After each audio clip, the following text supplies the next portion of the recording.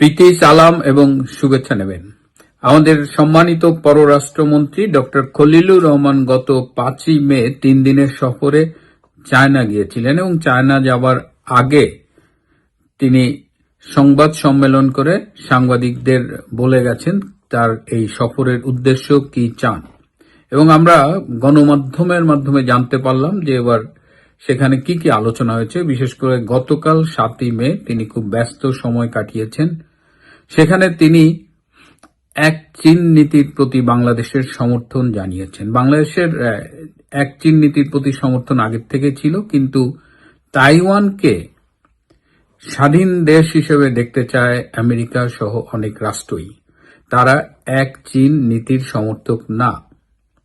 China Africa, Asia এবং ইউরোপকে একসাথে সংযুক্ত করবার জন্য বিল্ড অ্যান্ড রোড ইনিশিয়েটিভ অর্থাৎ তারা একটা সংযোগ সড়ক স্থাপন করছে এবং এই সংযোগ সড়কে সাউথ এশিয়া, মিয়ানমার আছে, বাংলাদেশকেও কানেক্ট করার কথা, ইন্ডিয়াকেও কানেক্ট করার কথা। এই বিল্ড অ্যান্ড রোড ইনিশিয়েটিভ নিয়েও আমেরিকা সহ বিশ্বের অনেক পরাশক্তির মাথা ব্যথা রয়েছে। এছাড়া এই যে তিস্তা নদীর জল, এটা ভাগাভাগি নিয়ে ভারতের সাথে বাংলাদেশের দীর্ঘদিনের একটা বিরোধ রয়েছে। এই সব কিছু ঠিক করে 2011 সালে ঠিক হয়েছিল তিস্তা নদীর পানি চুক্তি হবে এবং মনমোহন সিং সরকার সেভাবেই একটা ড্রাফট চুক্তিও রেডি করেছিলেন।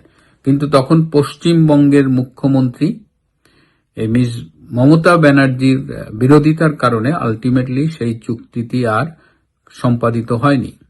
এবং তারপর থেকে দেখা গেছে এই যে তিস্তা নদী, এটা হিমালয় থেকে এসে সিকিম, দার্জিলিং, জলপাইগুড়ি হয়ে বাংলাদেশে ঢুকছে এবং যখন শুষ্ক মৌসুম থাকে তখন এই তিস্তা নদীর অনেক অংশে, ভারতীয় অংশে অনেকগুলো বাঁধ দেওয়া আছে এবং তখন তারা পানিটা আটকে দেয় এবং বাংলাদেশ তখন পানি সংকটে ভোগে, বিশেষ করে এই তিস্তা নদীর আশেপাশের জনপদ।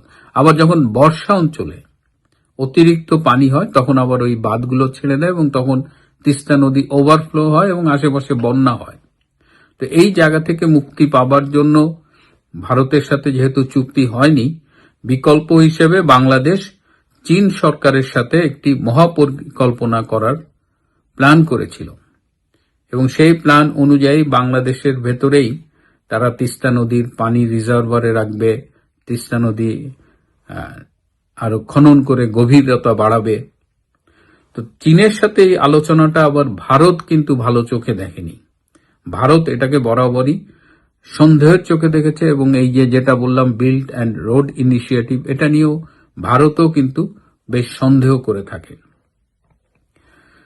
ডক্টর খলিল চীন সফরে গিয়ে এই বিল্ড অ্যান্ড রোড ইনিশিয়েটিভের পক্ষে বলেছে, এক চীনের কথা বলেছে, তিস্তা ব্যারেজ নিয়ে তাদের মহাপরিকল্পনা বাস্তবায়নের কথা বলেছে এবং বিএনপির যে নির্বাচনী প্রতিশ্রুতি ছিল তাতে এই তিস্তার মহাপরিকল্পনা বাস্তবায়ন করার কথাটাও ছিল। সুতরাং তাদের নির্বাচনী প্রতিশ্রুতি বাস্তবায়নের জন্য তারা চীনে গিয়ে এই নেগোসিয়েশনটা করেছে। এছাড়াও ডক্টর খলিল আরো অনেকগুলো মিটিং করেছে।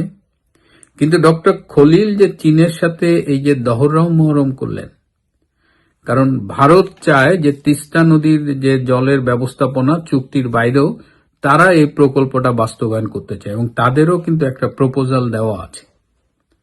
তো ভারতকে পাশ কাটিয়ে চীনকে দিয়ে যদি এই তিস্তা মহাপরিকল্পনা বাস্তবায়ন করা হয়, ভারত যেমন এটা নেবে না, তেমন এক চীন এবং বিল্ড রোড অ্যান্ড ইনিশিয়েটিভের পক্ষে বাংলাদেশের যে সমর্থন, এটা আমেরিকা ভালো চোখে নিচ্ছে না। এবং আমি একাধিকবার এর আগে বলেছি যে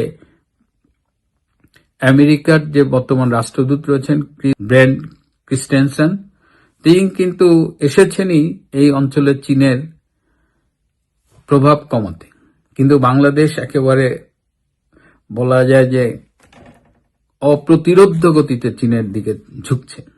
এই অবস্থায় আমেরিকা ক্ষুব্ধ হয়ে ডক্টর খলিলকে ইমিডিয়েটলি কল করেছে, যে কারণে আজকে ডক্টর খলিলের ফেরার কথা ছিল, কিন্তু খলিল সাহেব গতকাল ফিরেছেন এবং ফিরেই তিনি ওয়াশিংটনের পথে রওনা দিয়েছেন। আমি জানি না ওয়াশিংটনে তার জন্য কি অপেক্ষা করছে।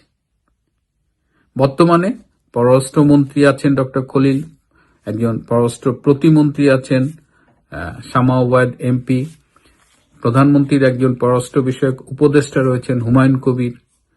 এরা কি পররাষ্ট্র মন্ত্রণালয় চালাবার জন্য যথেষ্ট নয়? কারণ শুনছি যে এখন প্রধানমন্ত্রীর একজন পররাষ্ট্র বিষয়ক বিশেষ সহকারীকেও নিয়োগ দেওয়া হবে। সরকারি প্রজ্ঞাপন এখনো জারি করা হয়নি, তবে সিদ্ধান্তটা নেওয়া হয়েছে। এবং খুবই অবাক করা ব্যাপার হলো, যাকে প্রধানমন্ত্রী পররাষ্ট্র বিষয়ক বিশেষ সহকারী করছেন তিনি আওয়ামী লীগ সরকারের আমলে একটি সাংবিধানিক পদের দায়িত্ব পালন করেছেন। অর্থাৎ আর একটা লুঙ্গি কেস।